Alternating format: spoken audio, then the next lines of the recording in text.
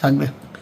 আগামী কয়েকদিনের আমাদের 7 দিনের যেটা ওয়েদার এর পূর্বাভাস যেটা দেওয়া হয়েছে সেটা হচ্ছে আগামী 7 দিনই দক্ষিণবঙ্গের সমস্ত জেলাতেই আমাদের শুষ্ক আবহাওয়া থাকার সম্ভাবনা রয়েছে।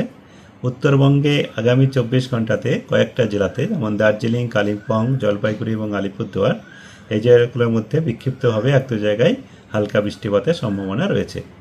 আর আগামীকাল দার্জিলিং, কালিম্পং জেলাতে এক দু জায়গায় হালকা বৃষ্টিপাতের সম্ভাবনা রয়েছে। বাকি উত্তরবঙ্গেও শুষ্ক আবহাওয়া থাকবে। আর এখন আমাদের তাপমাত্রা যেটা বলা হয়েছে, সর্বোচ্চ তাপমাত্রা বা দিনের তাপমাত্রা আগামী 24 ঘন্টায় তেমন তারতম্য হবে না দক্ষিণবঙ্গের ক্ষেত্রে। আর দক্ষিণবঙ্গের 24 ঘন্টা পরে ধীরে ধীরে যেটা আমাদের সিজনাল এখন বাড়ে সেটা 2 থেকে 3 ডিগ্রি পর্যন্ত পরের 3 দিনে হচ্ছে আপনার 1 তারিখ থেকে 3 তারিখের মধ্যে 2 থেকে 3 ডিগ্রি বেড়ে যাওয়ার সম্ভাবনা রয়েছে। সর্বনিম্ন তাপমাত্রার ক্ষেত্রেও দক্ষিণবঙ্গের একই, যে আগামী 24 ঘন্টাতে তেমন তারতম্য নেই, যেমন আছে এরকমই থাকবে।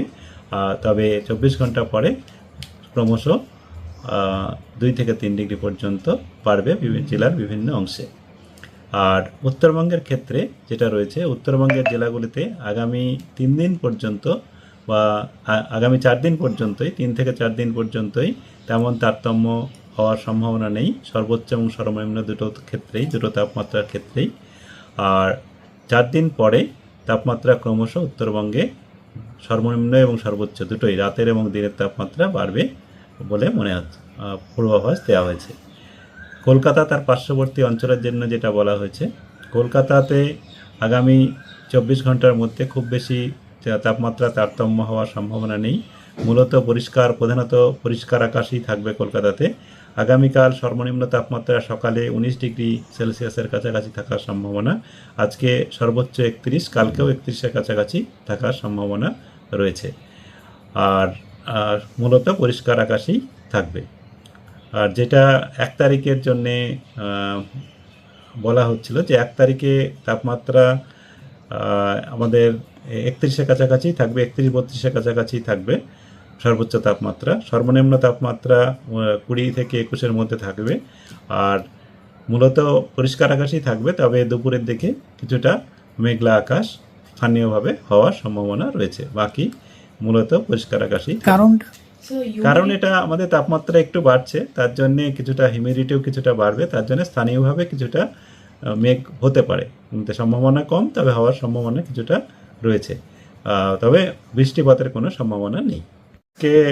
আমাদের যেটা আজকে দুপুরের দিকে 1:22-এর সময় একটা ভূমিকম্প হয়েছে। যে ভূমিকম্পটার কেন্দ্রবিন্দু হচ্ছে আমাদের বাংলাদেশে, যেটি আমাদের পশ্চিমবঙ্গ সংলগ্ন এলাকায়।